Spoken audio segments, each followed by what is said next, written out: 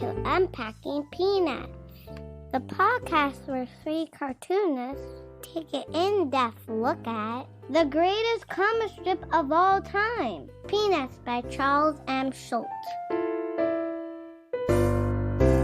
Hey everybody, welcome back to the show. Are you ready for some football? Well, I don't know if we are either, but we're going to be talking about it today anyway, because here in the good old US of A, people are all wound up and excited about the Super Bowl. It's an annual tradition here in America where everybody pretends to be super interested in whatever two teams are playing this final game of the NFL football season. And we thought, hey, we could get on that bandwagon. We could maybe attract some of those diehard football fans who are like also super interested in Snoopy. It could happen. And advertising dollars too. And lots of advertising. Oh, wait for the Unpacking Peanuts commercial break. It'll be just as good as the Super Bowl commercials. Anyway, how are you all doing? I'm Jimmy Gownley. I'm one of your hosts for today. I'm also the cartoonist of Amelia Rules, 7 Good Reasons Not to Grow Up, and the Dumbest Idea Ever. Joining me as always are my pals, co-hosts, and fellow cartoonists. He's a playwright. He's a composer, both for the band Complicated People as well as for this very podcast. He's the co-creator of the original comic book Price Guide as well as the original editor for Amelia Rules, and he's the terrific cartoonist behind such great strips as Strange Attractors, Tangled River, and A Gathering of Spells, Michael Cohen. Hey there. And he is the executive producer and writer of Mystery Science Theater 3000, a former vice president of Archie Comics, and the fantastic cartoonist who is currently creating the Instagram strip Sweetest Beasts, Harold Buckholz. Hello. Now, guys, I know you are huge football heads, so I have cleared the next half hour for you to just both tell your stories of your times on the gridiron. Yeah, let's kick around the old Casaba. Let's kick around the old Casaba, stroll down memory lane, go for it. No, do either of you have any interest in football whatsoever? I think that says that. Football? You mean football? My tradition is has been to go to the movies on Super Bowl Sunday. Oh, okay. Do you have a plan for this year? Do you have something picked out? Well, typically this is the this would be a downtime in a downtime for movies. Yeah, but I don't know if I told you this story. I wasn't prepared to share it, so I'm going to get the details wrong. But there was a film about a football player that was out. And I was like, if I want to have a theater to myself, I'm going to go see a film about a football player starring Zachary Levi. I can't remember the name of it. Oh, I know what you're talking about, though. Yeah, yeah, I do know. He played in that. It's a true story, right? Why don't you Google it, you blockhead? That's what I'm doing. By the way, they don't like you saying Super Bowl. When I used to work in TV. The big game. Yeah, you have to say the big game. They're ridiculous. It was the Los Angeles Rams, and the person you're talking about was Kurt Warner. Thank you, Pop Warner. Yeah. Right. So Kurt Warner. The movie was Yeah, American Underdog. American Underdog. It's a good movie, and I when I got through at the end, of course he wins the I think he wins the Super Bowl in the very last game, and it just so happened to be the team that won the Super Bowl that the year that I was watching it last year. So in the movie, the Rams win. And I walk out of the movie theater just as the game has ended and the people are flowing out of the bars at this and this guy came up to me just randomly as I was walking toward my car, and he goes, "Rams won." I said, "Yeah, I know."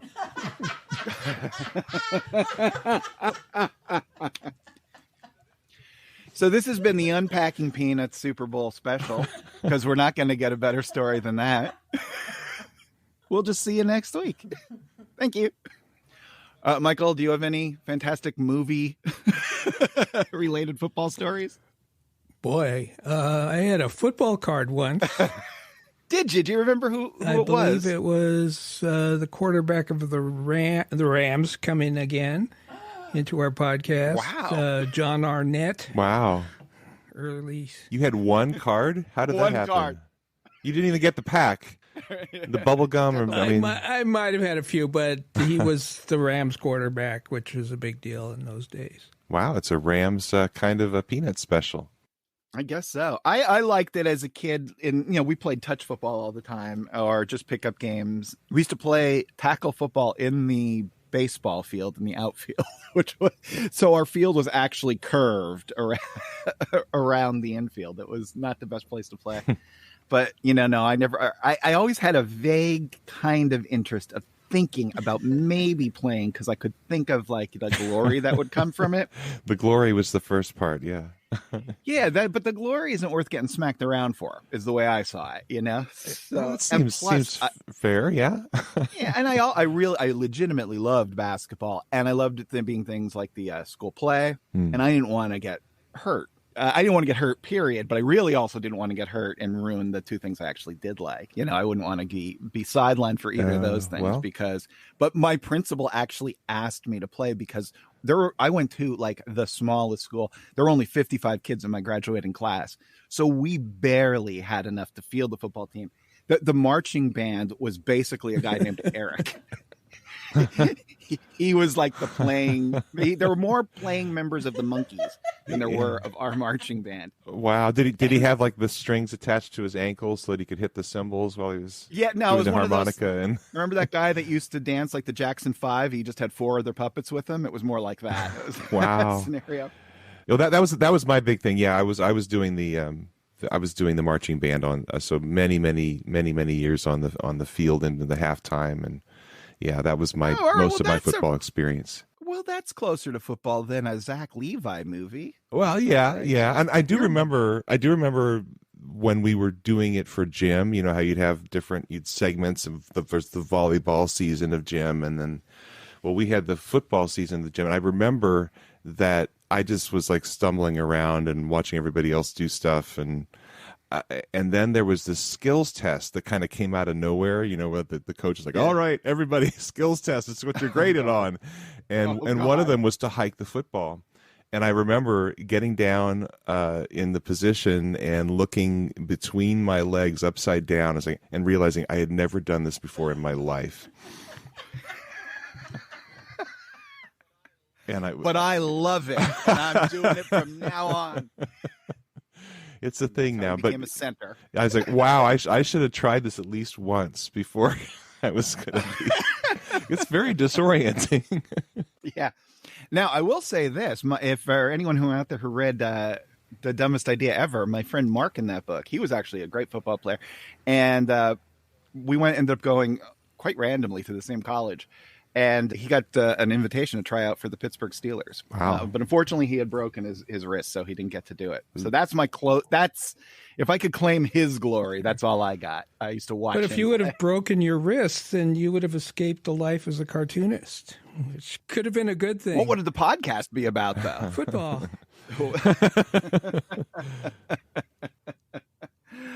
All right. So clearly we are experts. And what we're going to do is we've decided, because of the Super Bowl, we're going to look at all of the pulling away the football strips from just the years we have covered in the show. Now, if you want to do this is actually going to be really easy for you, because you can just go to gocomics.com, right? And they actually have an entire curated list of just those strips. Wow. So just go to gocomics.com and type in Peanuts football strips, and this will come up. It was compiled by someone named Caleb Goliner. Sorry if I'm getting your name wrong. So we're just going to go through these one at a time, discuss them, see what comes up. Some of them we may have seen before, some of them we haven't. And it ought to be fun, because we're going to get a quick tour through about 15 years of Schultz's art style. So what do you guys say? You want to do it? Sure. Yeah, sure. All right, here we go. November 14th, 1951. Someone's holding the football, but it's not Lucy. It's Violet. And she looks very nervous, and she says, "He'll kick my hand. I just know he will." In panel 2, Charlie Brown comes charging from off panel, and Violet just can't hold onto the ball. So she says, "I can't go through with it," and lets go of the football, sending Charlie Brown flying. He lands flat in his back and is dazed in the last panel. And Violet comes over and says, "You didn't kick the ball, Charlie Brown. Why didn't you kick it?" All right, so there we go, guys. That's the first ever pulling away the football big difference here. It's not Lucy because there was no Lucy. Yeah, and there's no evil intent here. Even though Violet turned out to be the meanest of all the kids, she was still kind of sweet and innocent. Anyway, no malicious intent. She's just scared. And I don't know where Lucy got the idea. Maybe she heard about this. Now, we get a chance to see Pigtail Violet, which is always a treat. Definitely some funky either brushes or really flexible pens doing that hair there, but I assume that's a brush, right? Yeah, it looks like a brush to me. Yep. Really really good looking. It's fun to go back and see these early strips. And one of the most awkward drawings of Charlie Brown, I think, in the history of the strip is in the last panel, where he's up flat on his back. He's got his arms out and open, but his head is up. So he's just kind of apparently lifted his head. But Schultz, I think, has not drawn him this way before, and he's figuring it out as he goes here. Yeah, it's very strange seeing the way his hands are sort of half curled too, and his feet are sort of at odd angles. You know, for a daily strip where someone's never going to be looking at it again in 70 years, it works fine. Yeah, it'll do. Yeah. November 16th, 1952. It's a Sunday. It's a beautiful Sunday. Lucy is sitting outside holding a football. She even has a little old-fashioned leather helmet on it. Charlie Brown says to her, "All you have to do is hold the ball, Lucy. Then I'll come running up and kick it." Well, there you go. Charlie Brown gave her the idea. Lucy says, "I don't know if this is such a good idea," as Charlie Brown walks away. Then in the next panel, he comes running up, very determined. Lucy looks like she's going to hold it, but she can't help herself. In the next panel, she pulls it back, and Charlie Brown goes flying, again, landing on his back. Whomp. Lucy says to Charlie Brown, "I was afraid your shoes might be dirty, Charlie Brown. I don't want anyone with dirty shoes kicking my new football." Charlie Brown is flat in his back, seeing stars, tongue hanging out. In the next panel, he's back up and he's ranting at Lucy. "Don't ever do that again. Do you want to kill me? This time hold it tight." He comes running at it again, taking pass number 2, yelling, "Here we go." This time Lucy does hold it tight. She holds it so tight that Charlie Brown kicks it and somehow goes head over heels over top of it. In the last panel, we see Lucy still holding the football tight. She says, "I held it real tight, Charlie Brown." Charlie Brown, lying flat in his back, says, "I'm not going to get up. I'm going to lie here for the rest of the day." I still don't think it's malicious at this point. She's a little overly concerned about. Yeah. Well, we know now it's her football. Yeah, it's her football. That's another revelation, at least in this strip. But basically, on the second try, she's doing what he said. He says, "Hold it tight." So then again, I don't blame Charlie Brown for believing her. I don't blame her. She probably has never done this before. I love her little dainty finger that's holding up the football that Charlie Brown flies over. Yeah, it sort of makes you think that, well, Charlie Brown's going to fail at this no matter what. But what I think Michael's right in that this is not malicious. But then when you see that smile on her face in that last panel, I think she's getting got ideas. Yeah. Yeah. So 1950, way back in the show, Michael said, "Hey, did they do this every year?" And I said, someone should start a podcast to track that sort of thing. And so we get our second go around, just like Charlie Brown did. And we find out that, in fact, there is no strip of the football between 1953, 1954, and 1955. So Lucy gave it a rest for a little while there. What do you guys think that was? I mean, it's interesting that it's kind of full blown by the second strip, at least the concept. And I'm assuming it didn't create a huge reaction with people. Maybe he just kept forgetting. I don't know. Yeah, it's a long time though to forget. And after the second, I think the third one nails it, and it works because it is malicious, and then it sort of defines their relationship. Second one is kind of a warm up. So the third one, I think, at that point was probably getting fan mail. It's interesting. I'm just looking at those art styles again, jump between 52 and 56. And there's some cool stuff in the 52 strip. It looks so much better than the 51 strip. It's amazing how far he's come in 1 year as an artist. And there's just some neat little things in here. When Charlie Brown's running and he yells, "Here we go!" He's got this lovely bold lettering that looks like he's trying to emulate the pogo. Yeah, it's very bold lettering. pogo-ish. It's got some hard edges on the letters, and it's pretty cool. And yeah, I just like the look of the one in 1952. And I'm remembering we were talking about during the 50s, mid to late 50s, how the characters' facial features start to ride up on their faces. Yeah. And you definitely start to see that in 1956. But he definitely was doing the classic kind of cute character back in 52 for Lucy, who's very young, the 1952 version, where you go low on the head, like the nose and the mouth and the wide set eyes that are kind of low on the head. He's doing that, and he obviously consciously moved away from that for some reason. Yeah. So that the characters look very different in 1956 from 1952. Well, one of the main ways to depict youth is the chin line. And I guess if you're doing a little kid, it's got to be like right below the mouth. And now it's seemed, I don't know, maybe not moving the features up, but moving the chin down makes her look much older. Yeah. Definitely. It is very, very difficult to cartoon children. We haven't really said that, I don't think. It's difficult to be a cartoonist or whatever. It's really hard to cartoon kids. If you ever see like someone like Neil Adams, like a realistic within the confines of a comic art style, but a realistic comic book artist trying to do a kid, they're usually monstrous. It's a very, very difficult thing. And I think actually in an instance where you are just using almost punctuation to to make the face, it kind of gives you a leg up because you're not trying to do any of those details. Yeah, it's funny because Jaime Hernandez, who probably does faces better than anyone with very few lines, it's the opposite of the Neil Adam approach. Just a few lines to define it. When he started doing a lot of kids, he kind of reverted to the Schultz style. Yes, absolutely. And it's so fun when he does that because, he'll have them in the same panel where it'll be, little Schultz style kids running around with, very seemingly observed drawn adults.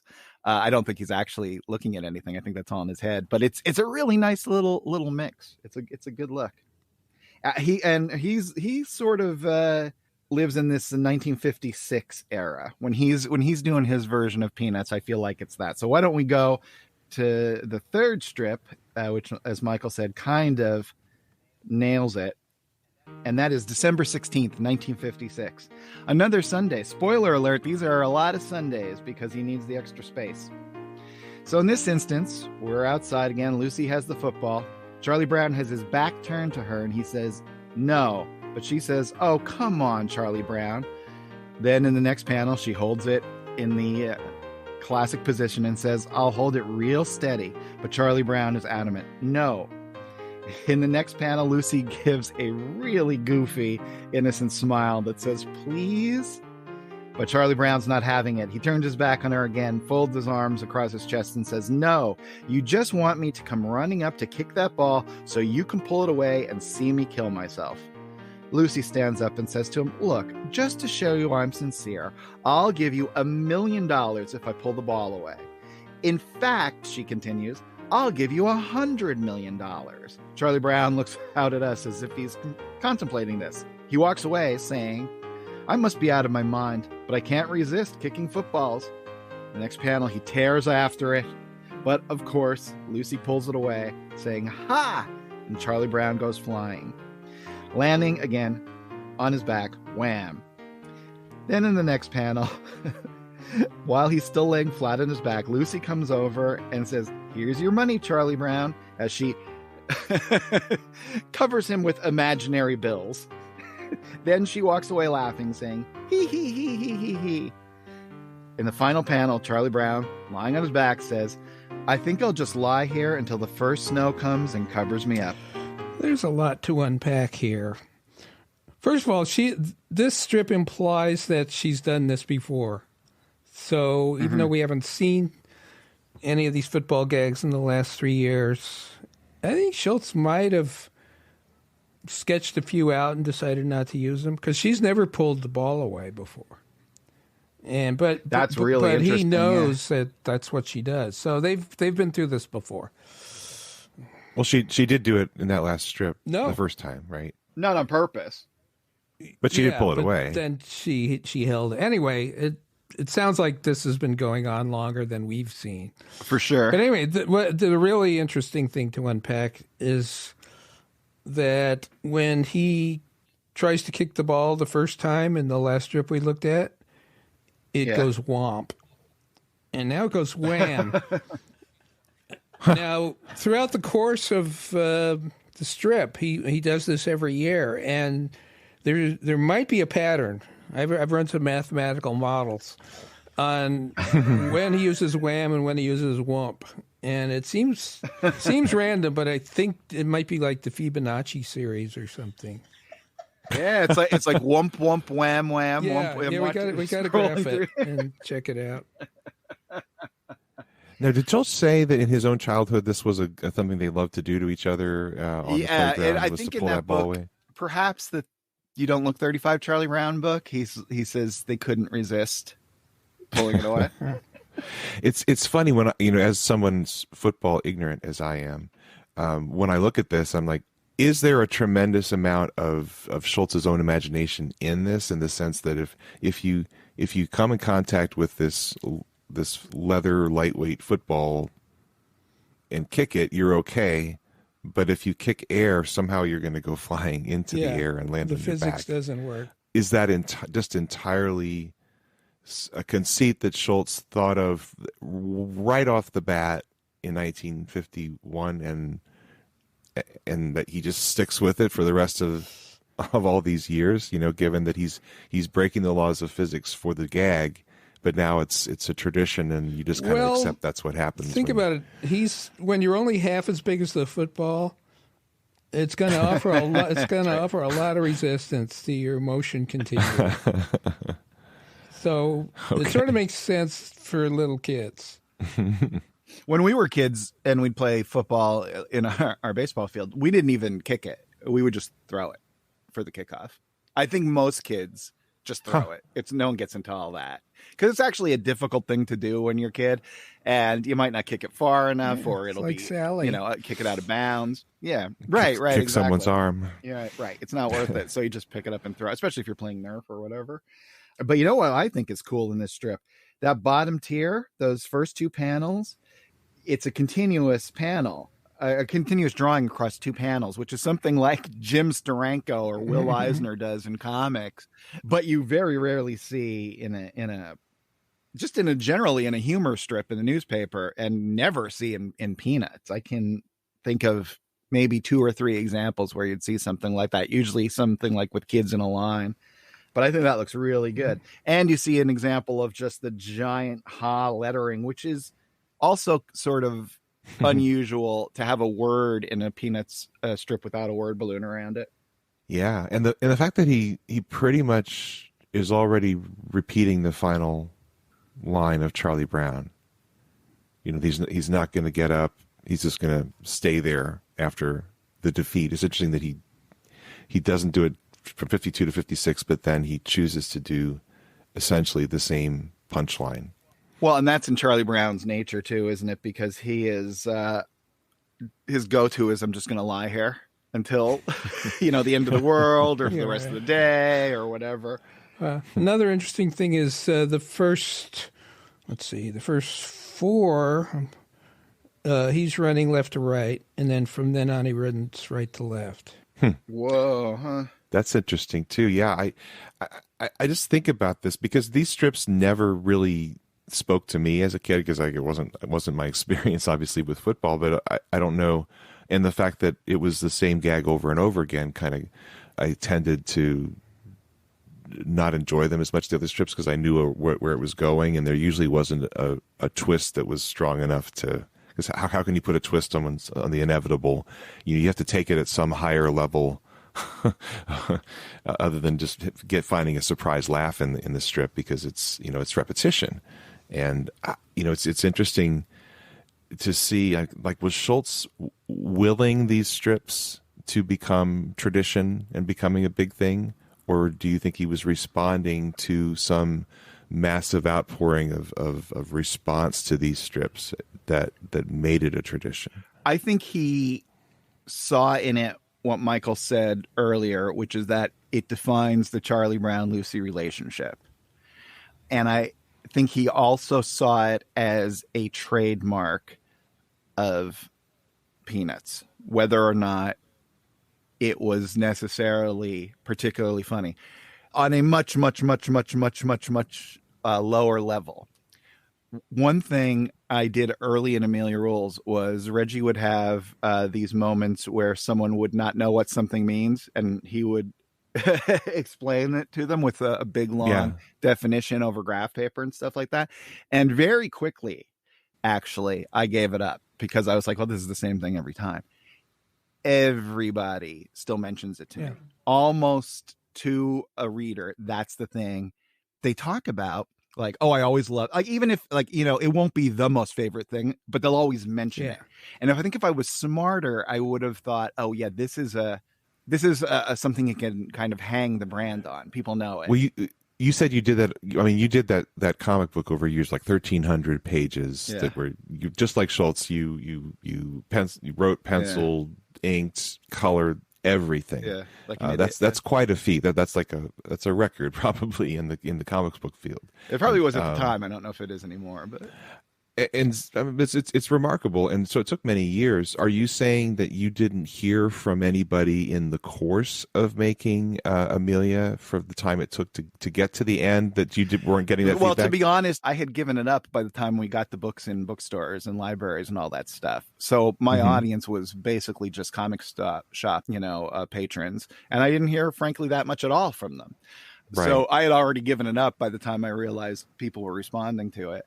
Yeah, it's hard to imagine. Not to say I can't go back to this point. Hard to imagine a time when people would actually pick up paper and pen and write a note to their comic strip author and go to the mailbox or the post office. It's crazy. And mail it. I think he actually must have been getting a lot of feedback, because some things he dropped, some things like this one, he felt obligated to do every year. Well, it's interesting how late in the year he does it in 1956 after skipping it for four years. He's in December. I think it becomes earlier and earlier at the beginning of the football season when he becomes more intentional about it. Mm-hmm. So this one kind of maybe suggests he wasn't necessarily thinking about it until the football season actually came around, right, and maybe triggered something. But in the future, he's like working in August, or even July to do the strip to kind of represent the beginning of the season in the U.S. football. This is the season for football, but you have to do it in advance if you're going to kind of kick it off yourself. Coin the phrase. Oh, September 22nd, 1957. I don't feel I even need to explain the setup. Do I need to describe the visuals? Charlie Brown says no. Describe the trees and the scudding clouds. They also are beautiful trees. Very, very thin line. Anyway, Charlie Brown says no to Lucy, who's sitting there holding the football. Then he walks away yelling, "Absolutely not. You must think I'm crazy. You say you'll hold the ball, but you won't. You'll pull it away and I'll break my neck." Lucy says, "Why, Charlie Brown, how you talk." Then she gives another ridiculously goofy grin and says, "I wouldn't think of such a thing. I'm a changed person. Look, isn't this a face you can trust?" And Charlie Brown, not even answering the question, because no, it isn't Charlie Brown, he walks away saying, "All right, you hold the ball and I'll come running up and kick it." And he does just that, but he doesn't kick it. She pulls it away and he yells in midair, "She did it again!" He lands, whump. And then Lucy comes over to the defeated Charlie Brown and says, "I admire you, Charlie Brown. You have such faith in human nature." Okay, I'm going to give my long digression now. This is a good place to do it. That's what I'm here for. Okay, this is called The Grifter and the Dupe. My digression. This is my master's thesis in peanutsology. Generally, when you have a character like Charlie Brown, who is the main character, despite, the brilliance of the other characters, you've got to have sympathy for him. Right. In most cases, you do. The kite-eating tree, it's like we talked about in an earlier episode where there's almost like a god who is punishing Charlie Brown for something. The kite explodes. Right. The laws of physics just don't apply. He's got to be mocked by the world. Right. But you have sympathy in those cases because it's nobody's fault. In this case, and the reason I don't particularly like these strips is he's responsible for himself, and he's letting her do this. And so it's not the world making life hard for him. He's being ridiculous. He's being stupid. And whether it's, an act of faith in humanity or what, he is essentially a dupe. Lucy is a grifter. Okay, these are two classic archetypes. She is out to lie, cheat, steal, whatever it takes to win. And he's the dupe who actually believes the grifter. And as the old sayings go, fool me once, shame on you. Fool me twice, shame on me. And those who do not learn from history are condemned to repeat it. What if you fool someone 3 times? What's the... Well, then you're both to blame. Anyway, at this point onward, Charlie Brown's an idiot. And I have no sympathy for him in this case. Well, it's interesting, in this strip, we have Lucy. This is really cold. I mean, that she's saying, "I admire you. You have such faith in human nature." She's basically saying that that's why you've done it, which is a good thing, and yet she's constantly going to undermine it. Which to me, like in this strip, and I think in the next strip in particular, that does give me some sympathy for Charlie Brown, because Lucy's pointing out the good aspect of why Charlie Brown would give it another try.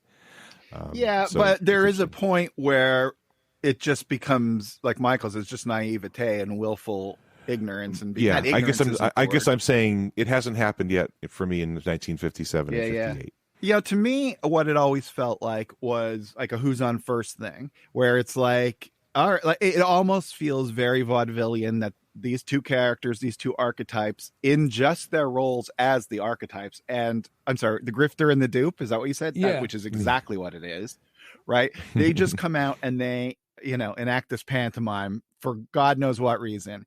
I also tried to do this once in Amelia because I do have I do like that kind of thing, from that kind of old-timey comedy. I did it in an Amelia issue where Reggie tries to explain global warming to Kyle. It's in volume 4. And like Kyle, for the sake of the bit, drops about 30 IQ points. And I knew I was doing that going in, but I didn't care because it just made me laugh. It's good. Yeah. It just delighted me. Right. So I think there is an element of that, but here clearly he is right on that line and alienating people because look, you don't like him. Right. So, but I guess other people did. He had an unerring, it seems, ability to walk that line, because maybe you don't like this thing, but the next thing tomorrow will be something totally different that, of course, you do love. And, that's what makes him a genius. Yeah. Yeah. It makes me think of the routine. Abbott and Costello did this with the Susquehanna Hat Company. Right. Yes. I just vaguely remember, but the idea is that this person had a terrible experience with the Susquehanna Hat Company, and so whenever someone mentions Susquehanna Hat Company, it's like slowly I turn, inch by inch, step by step, and then they start tearing. Niagara Falls. Yeah. And they start just tearing the person's clothing apart step by step. But the whole idea is, if you say it happens. That's what's going to cause me to do it. And in the course of it, the person says it maybe a few too many times. They would have figured it out by now. But it's very funny. And the Peanuts thing has got a different vibe to it, I guess, because it doesn't feel vaudevillian to me. It feels It feels very matter of fact, and that's because I do enjoy those kind of over the top, sticky, fun routines, and this is more. There's just a matter of factness to it that has a real hard edge to it. Well, the other thing we should talk about is, of course, one of Schultz's primary influences, Krazy Kat. If you think this is repetitious, it is impossible to really convey. If you haven't read Krazy Kat, it's impossible to convey what it is, because it's so much of it is how it looks and how it reads. But imagine, they're beautiful color full page Sunday strips. Those are the things that are revered the most. But every single strip is the cat loves the mouse. The mouse hits the cat in the head with a brick. That's every strip. And Schultz obviously delighted in that, and looked at that as something to aspire to. But he was also smart enough to know lots of people hate Krazy Kat. Krazy Kat was kept in the paper basically because William Randolph Hearst loved it, and if an editor dropped it, he would personally call and say put it back in. And I think a lot of the editors liked it too, but it just was not. The general public was not. They're like, please put something else in here. I've seen this 150 times. And now it's even more difficult to get into Krazy Kat because they're collected in books, and that is not how you are meant to read these strips.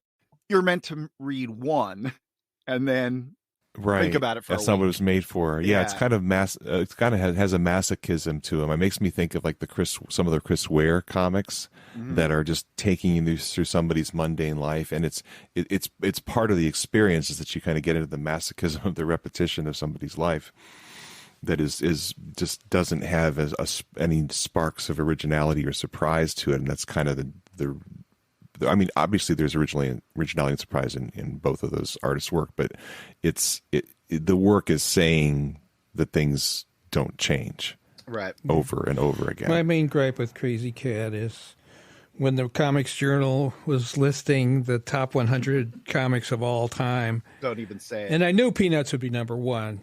So I get to number two. Course. It's Peanuts. And I go, what? Fury. Number one. Fury. My blood Krazy pressure Kat. rises. Oh, Yeah. I'm so upset.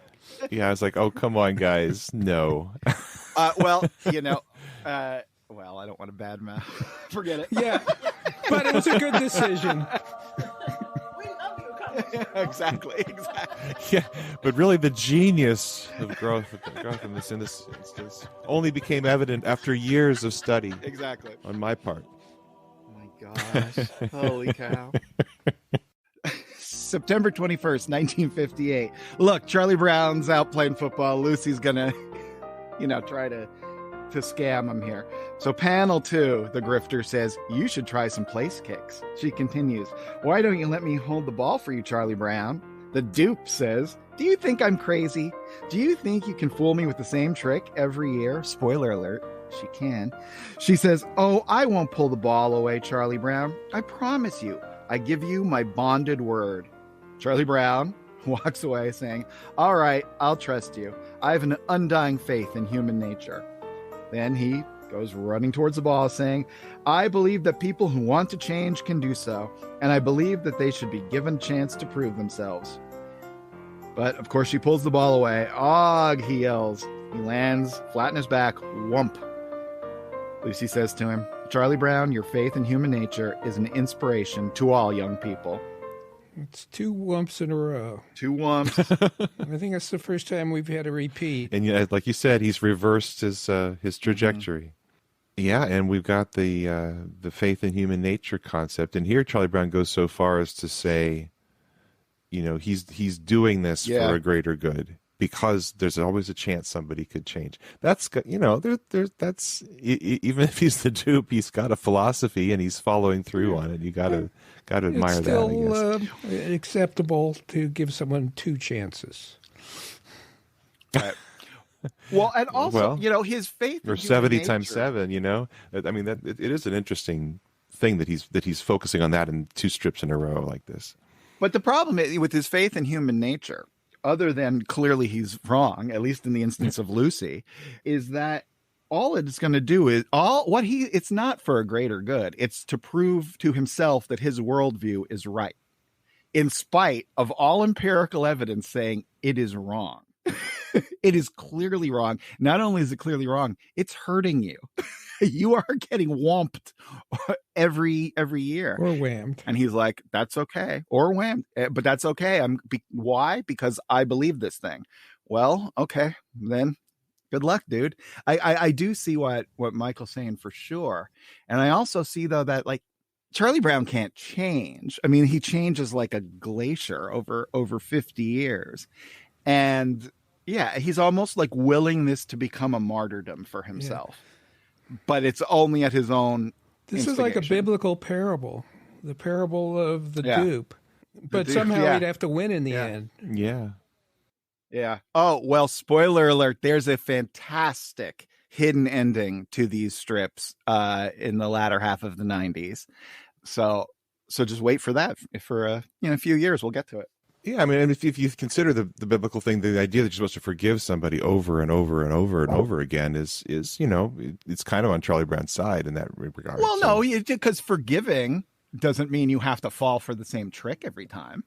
You know what I mean? But it also means that you think that things can change. I mean, that's part of it. Not necessarily. I mean, you can forgive someone and they know they don't change. Right. Yeah, well, it's interesting. I mean, we're jumping ahead, but was it that famous interview with Charlie Rose toward the end of his? It was like 97, yeah.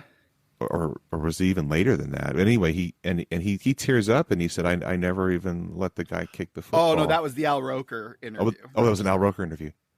When I saw that, I was like, would you have done it? Would you have let him kick the football? Maybe.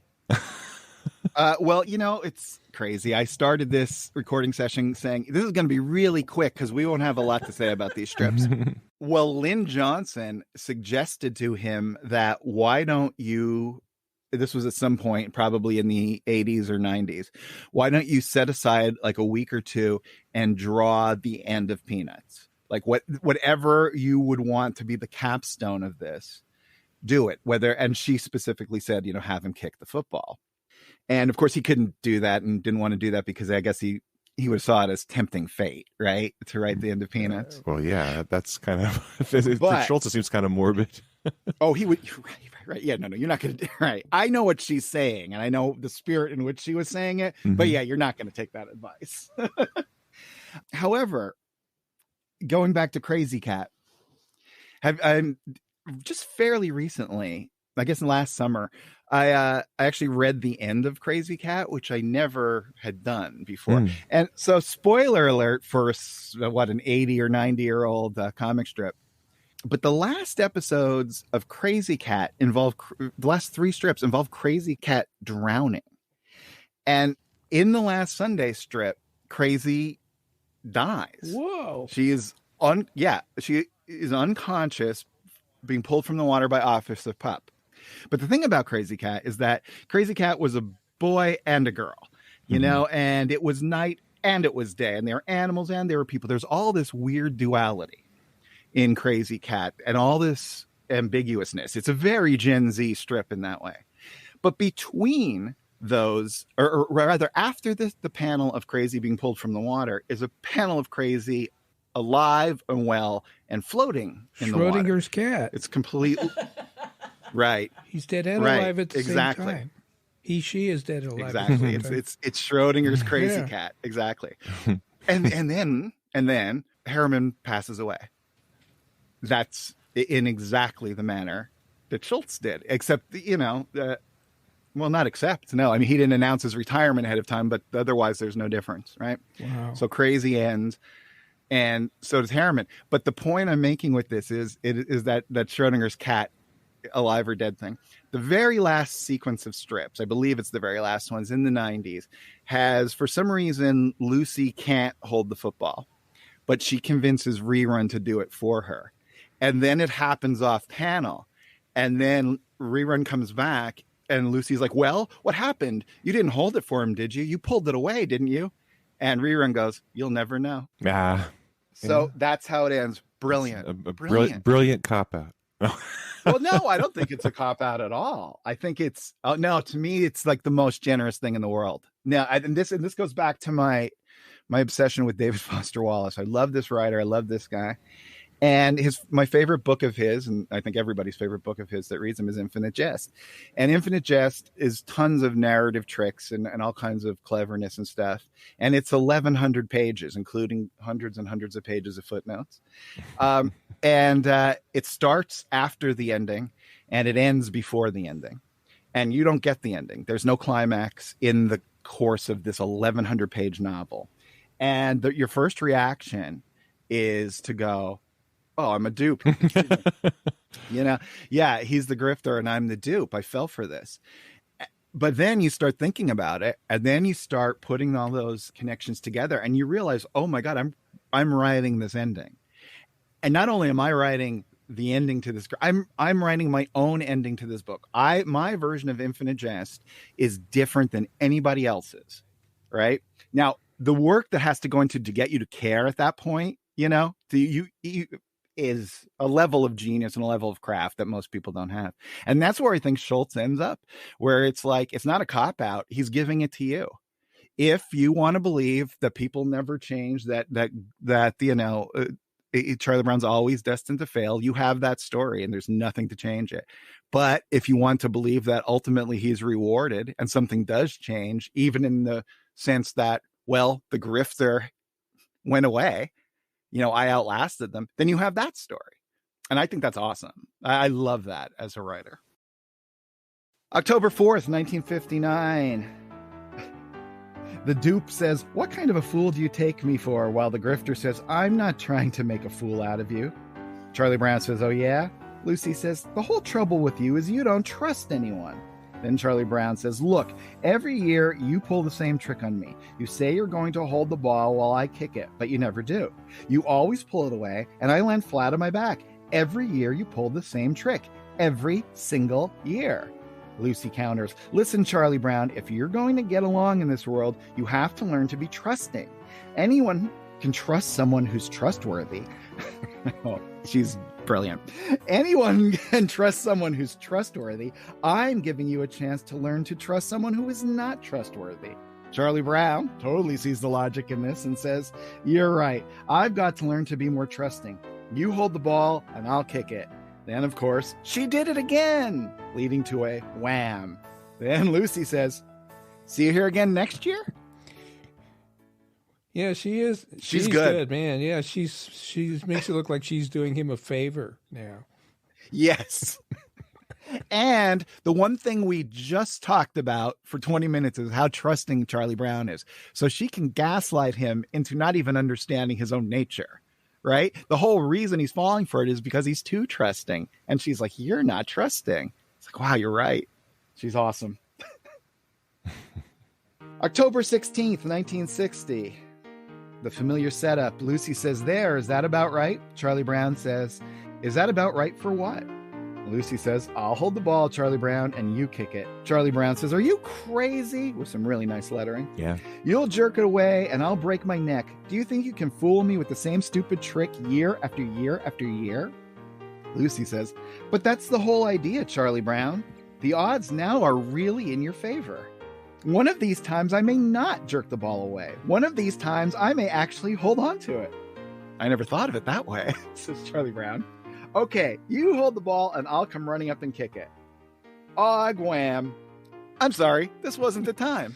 Come on, these are great. I'm actually enjoying these now. Usually I'm faced with this huge block of dialogue, and then I kind of skip to the last panel to see what the gag is. Yeah, that's true. And again, much like reading Krazy Kat in book form, you're not supposed to read all these in order, but oftentimes they are, in collections and stuff. You'll see them put together. I have to say, reading them in order is a better experience than reading them once a year. I think reading them in order with your pals and discussing it is what makes it oh so special. And hey, pals includes you guys out there. So listen, why don't we take a break, all of us, and what we're going to do is go get some water and whatever. While we're doing that, if you guys want to, make sure you're all up on your Unpacking Peanuts news and information, You can go to our website, unpackingpeanuts.com, where you can sign up for our newsletter, where once a month we will send you what strips we're going to be covering and any other information about upcoming special and bonus episodes. So you'll get a little heads up there. While you're there, you can maybe go to the store and buy one of our books. That would be really helpful because we're all working cartoonists, and we would love to have you read some of our work. Or you could buy a t-shirt or buy us a mud pie. You can also support us on Patreon. There's a million different ways. So why don't you look into that, and we'll be right back. Hi, everybody. This is Harold. While this is going on, I'd like to take a moment to acknowledge our sponsor, the letter W. Whether it's warm weather on the weekend or a wistful wave from a willowy woman, the letter W always works well.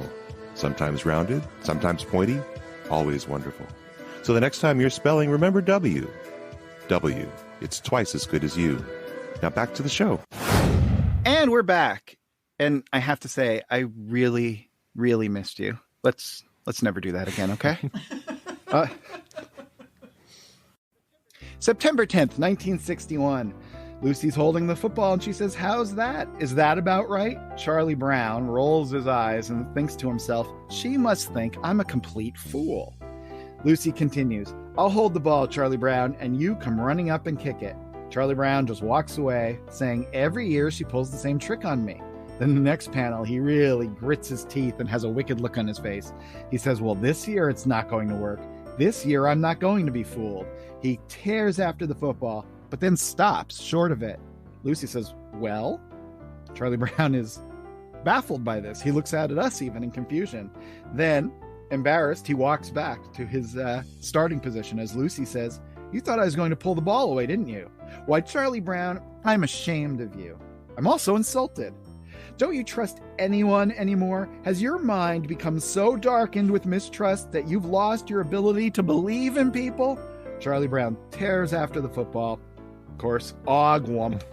And then Lucy says, "Isn't it better this way, Charlie Brown? Isn't it better to trust people?"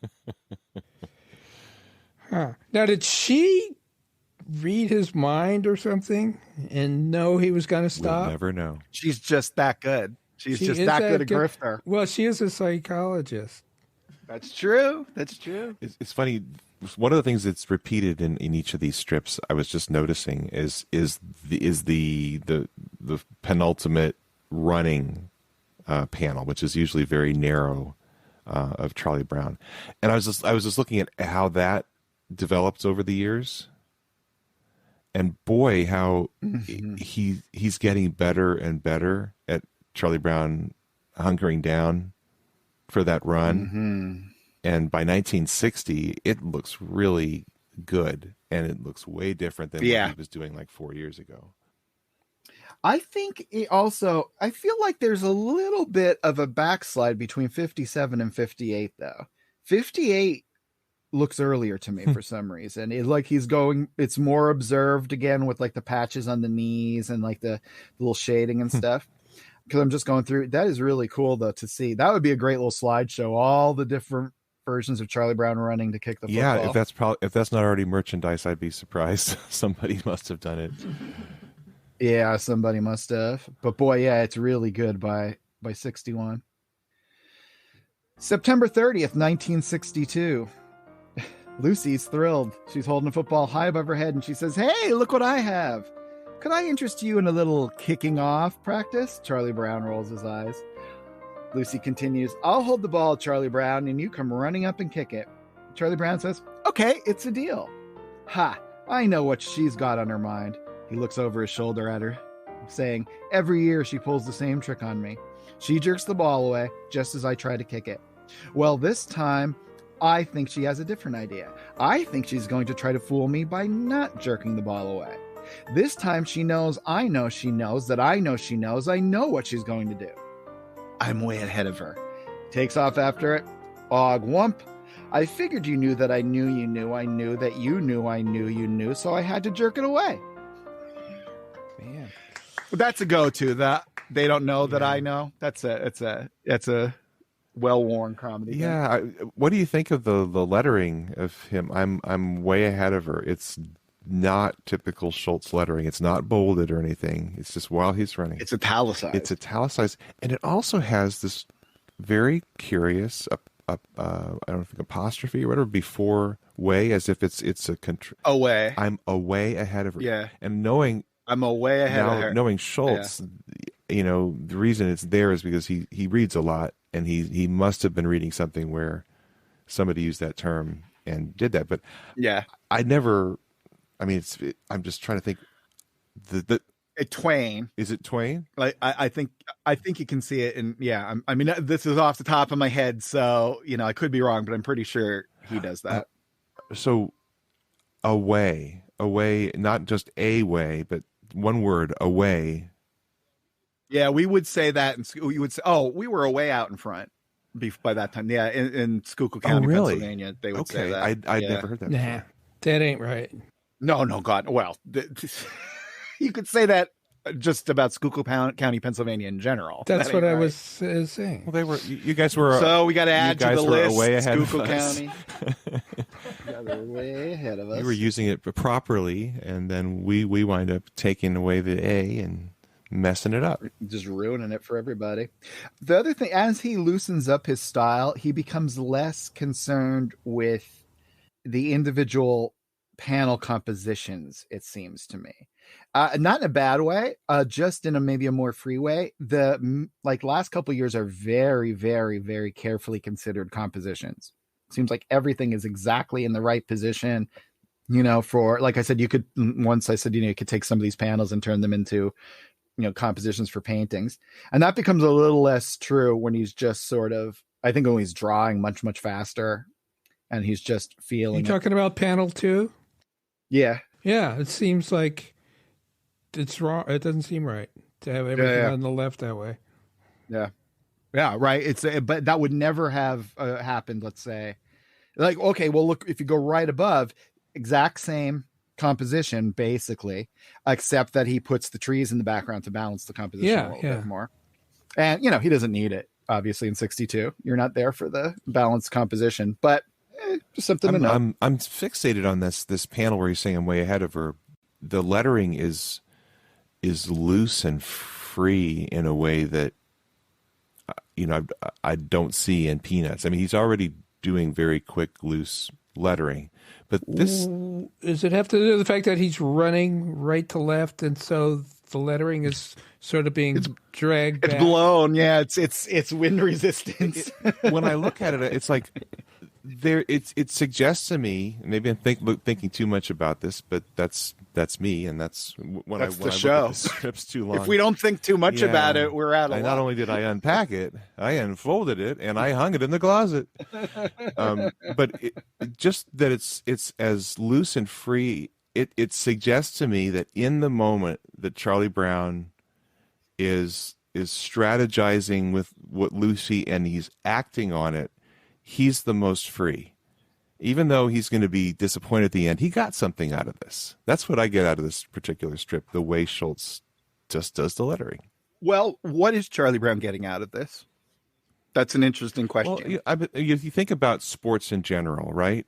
Yeah. He's been defeated virtually every baseball game he's ever played, but he's getting something out of it. He wouldn't come back. It's not just masochism, right? There's something in it that feeds his soul, that he's playing a sport, and he gets to strategize. He gets it wrong, but he gets to strategize, and it seems like, and you get to act out an idea and test it and see if it's going to work. If I throw the ball this way, am I going to get a strike? I feel like it's like that's what I'm seeing in this little panel, is that he's always bound up in his self-doubt, and this is when he'll break out from that. He's free from himself getting locked up, and he's going for it. It's a brief moment, but he's in a place that he normally isn't, that is probably not a bad thing for him. Mm-hmm. In this case, it's more of a chess way of thinking. Yeah. It is guessing what the other person's going to do, but they know you know that. Yeah, so. yeah. And that, to me, that's like, I don't play a lot of sports, but I used to play racquetball. And racquetball, and tennis, and, you are, it's you and usually one other person, and you're thinking, well, they think I'm going to hit the ball over here, and I'm going to do cross court and surprise them, even though it's not my best shot, but maybe I shouldn't. That stuff is constantly just flying through your head while you're playing. And there is something exhilarating about it, even if you totally guessed wrong and then they kill the ball against the base of the wall. But you learned something, and you got to try something, and that is exhilarating. Yeah, and I guess, one way it's never really phrased about Charlie Brown, you say that he's very, you could say he's stubborn, you could say he's hopeful, you'll say he never gives up or whatever, but he's a competitor. Yeah. He's not just going through the motions. He wants to win the baseball game, despite the fact that there's no evidence that will ever happen, right? He wants to kick the football, even though we know he's not going to, because he's a competitor, and that's what the challenge is. And he's going to rise to the challenge. And I've heard people say that Peanuts is a very American strip in a certain way, because it's got that kind of eternal optimism baked in, even against the defeat and the failure and the frustration. That there's always hope. There's always hope for tomorrow, kind of thing, and that's really interesting because, I think Schultz. I think it's one of the dynamics that makes the strips come so alive, is that despite the constant failure, the reason it's constant failure is because somebody hoped and tried again. Yeah. But there is a point you should get up. Yeah. Well, it's interesting reading through these strips and not having strong memories of these things. I'm really enjoying reading through them one after another, and the ones that I remember where I like rolling my eyes is when it starts to get really esoteric, and the gags, and because this actually I guess I don't know. I'm kind of conflicted here because I'm thinking about, like, we watched a Three Stooges short. Mm-hmm. In one respect, you can say, well, this is not as sophisticated as, say, Laurel and Hardy or Buster Keaton, but there's sometimes a great joy to watching a Three Stooges short, because you see somebody writing a joke that's based on a joke that was in a previous film, that's based on a joke that was in a previous film, that's based on a joke that was in a previous film, that's based on reality. And you can kind of see the layers that have taken you to this absolutely absurd, inane thing. That's right. It's not rooted in reality, but you can almost see the lineage back to reality that's hidden in slapstick comedy. And in that regard, I think that's part of why I'm liking these, is because it's building on itself. But I think the other thing that making me enjoy these early ones is it's very much about the relationship between Charlie Brown and Lucy on a deep level. It's some of the sillier gags that come later haven't really happened. Right. And what's also funny? Like, she always comes at the end and says something to him. She doesn't just ever walk away. Right. She doesn't come up and give him the finger or whatever the comic strip equivalent of that would be. She has a smile on her face and says something kind of clever. That's the thing, is that strangely, Charlie Brown is giving Lucy joy. Yes. But he can't focus on that in the moment. Right.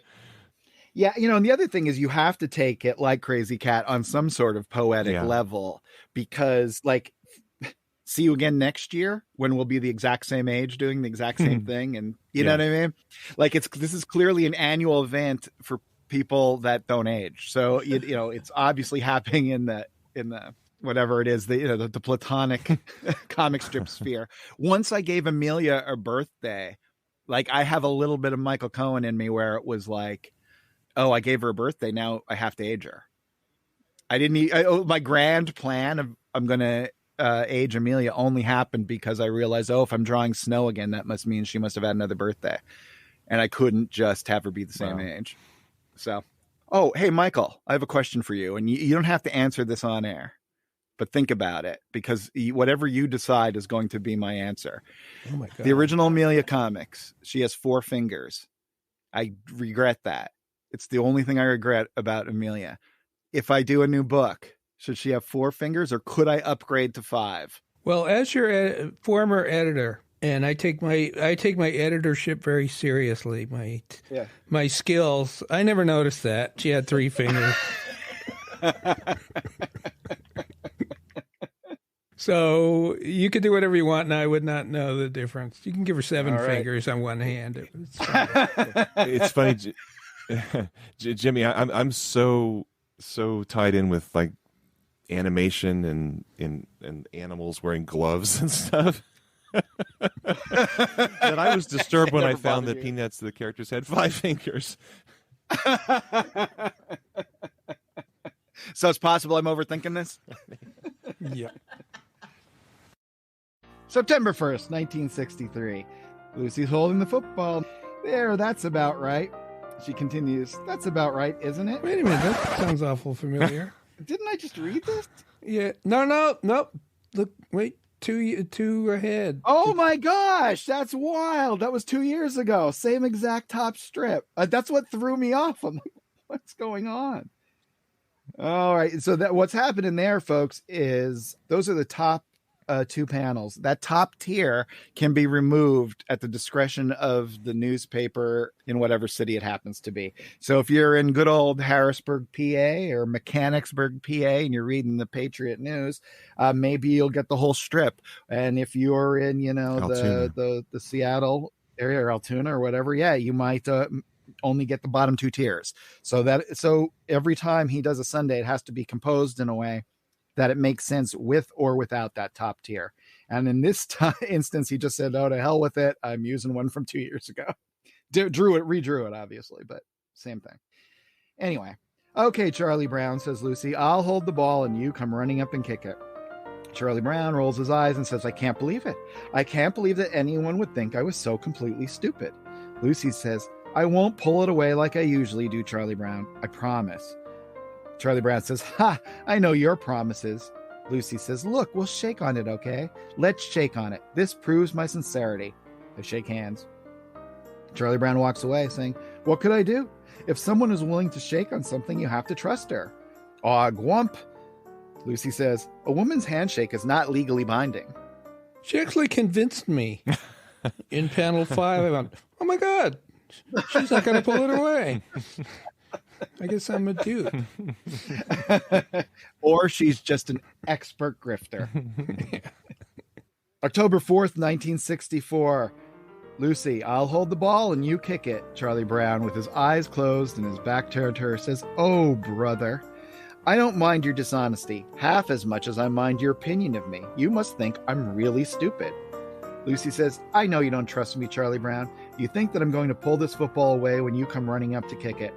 Well, here's a signed document testifying that I promised not to do it. Charlie Brown says, it is signed. It's a signed document. I guess if you have a signed document in your possession, you can't go wrong. This year, I'm really going to kick that football. He says all this while he's tearing towards the football. Og wump. And Lucy says, peculiar thing about this document, it was never notarized. And Charlie Brown sighs. This one was animated somewhere. I can't remember. Yeah. And I guess in my head, as a little kid, I didn't remember knowing. Yeah, I didn't know what notarization was, but I got the gist of it just by the context. And this is, I think, in my mind, where this is what I think about the football strips. Looking backward before I read these in a row, that I felt like the kind of jump the sharky kind of moments. This is starting to go there. So I'm guessing I'm not going to enjoy many of these as much going forward, because he's gonna have to go off to the edges of something, because he's mined the core of it so much. October 17th, 1965. Charlie Brown, says Lucy, it's that time of year again. She hums to herself, because Schultz really had no idea for that top tier. Lucy says, I'll hold the ball, Charlie Brown, and you come running up and kick it, okay? Charlie Brown says, okay. And Charlie Brown says, she thinks I'm stupid. She plans to pull the ball away when I come running up to kick it. But this year, I'm going to fool her. Charlie Brown, we now see, back at home in a very comfy-looking lounge chair. This year, I guess club chair, actually. This year, I'm just going to make her wait. If I have to, I'll sit here in the house until midnight and make her wait. Lucy is waiting, and the great drawing of Charlie Brown looking out the window at her. We see now it's night, and Lucy seems to have fallen asleep. Charlie Brown goes outside and checks on her. Well, I'll be. She's sound asleep. Of course, she's still in her exact position holding the football. This is my big chance, says Charlie Brown. He races towards the football. She really slipped up this time. Og wham! And Lucy says, we fanatics are light sleepers, Charlie Brown. Now, was she faking sleep, or was she really sleeping? We'll never know. This is We'll this is never like know. that the vaudeville routine is really now going off onto the edges. That's Lucy's just going to sit holding a football until midnight. they're so committed to the bit. Yes, they are so committed to the bit. But hey, how about that Charlie Brown looking out of the window panel? I love it. That's great. September 25th, 1966. Charlie Brown. Oh, brother. Lucy. Well, he has zero time for this top tier anymore. He's putting zero effort into it. How about it, Charlie Brown? I'll hold the ball and you come running up and kick it. Boy, it really aggravates me the way you think I'm so stupid. Lucy says, I guarantee that the only thing that will make me pull the ball away this year will be an involuntary muscle spasm. Involuntary muscle spasm. Then Lucy continues, now you certainly will agree that the odds must be astronomical against such an involuntary muscle spasm occurring at the very moment you try to kick the ball. Charlie Brown thinks about it, then says, she's right. This year has to be the year I kick that old ball. So here I go. Og wump. Then Lucy, looking at a little pamphlet of some kind, says, I looked it up, Charlie Brown. The actual odds against such an involuntary muscle spasm occurring at that precise moment were 10 billion to 1. That must be a little iPad or something. They had little ones in those days. Yeah, this is one of those the iPad paper. Yeah. one of those YouTube things. Were there iPads in 1966? Here's proof. Look it up on the iPad. Is this a time traveler? Spoiler alert. No. Okay, well, that wraps it up, doesn't it? So, guys, we did it. We read a bunch of strips about the pulling away of the football. Any final thoughts? And I also then would like you each to pick your favorite of the strips we read. Well, I think sometimes you got to know when to quit. And I think that's a real talent. Time to hang it up. I think he should have hung up the football strips. They were somewhere around this time. They're getting a little ridiculous. And Harold, how about you? I'm surprised how much I enjoyed reading these strips all together. And I actually kind of enjoyed what Schultz was doing at the beginning of the run of the strips. And it really is a wonderful showcase of two very different personalities. And I'm really appreciating how good Schultz is at writing for individual characters, getting into their minds, and he plays them off each other really, really well in these early football strips. So yeah, I enjoyed it much more than I thought I would. Yeah, I do appreciate what Michael is saying. There's something great about when you would have a perfect set of something that is forever jewel-like and perfect. But if you're gonna jump the shark, you should jump it and then jump it again and then stab the shark, and then you should, have shark fin soup and then find another shark. Like that I like if I admire someone doing a little 12 strip sequence over a number of years, that's perfect. I super admire someone milking it for 40 years. Yeah, I mean, I agree. I love the comedian who can tell you jokes until it's funny, and then it's not funny anymore. He loses the entire audience, and he doesn't give up, and he keeps going, and then he wins them back. That's a triumph, and it's a joy. Yes, and that's sort of, I think, what the whole feeling, if you read all of these together, particularly with that last rerun one, which I think makes it all worth it. Okay, so having said that, Michael, which of these is your favorite? I really can't decide. I mean, actually, I'd have to say the first, just because I like this Violet character. We haven't seen Ponytail Violet for the win. Harold, how about you? Oh, I haven't thought about it a lot, but hey, how about 1958 when Charlie Brown is talking to himself about his philosophy on human nature and why he should try one more time? That's a really good one. I think I am going to go with actually the one after that. Just because I think it's weird that we know it's going on every single year, but the kids are still kids, and it doesn't bother us. There's something meta about that tickles my fancy, so I'm going to go with that one. And I do like that for a couple of years he had him yelling out, "She did it again!" Like, he's reminding people that a year ago he did do this again, and it's and boy, he succeeded. People remember these strips very well and very fondly. Yeah, it really, really works as a signifier for the strip. It works as something that I think lots and lots of people can relate with, at least on a spiritual level, if not on an athletic level. So we'll be back next week with a special Valentine's Day episode, which ought to be fun. We're going to do something very similar to this, where we look at all the Valentine's Day and or February 14th strips through all the years that we've covered so far. So I just want to take a moment here to thank our latest supporters, Paul Lai, Don Dicker, and Bernie Adama. Sorry if I got that wrong, Bernie.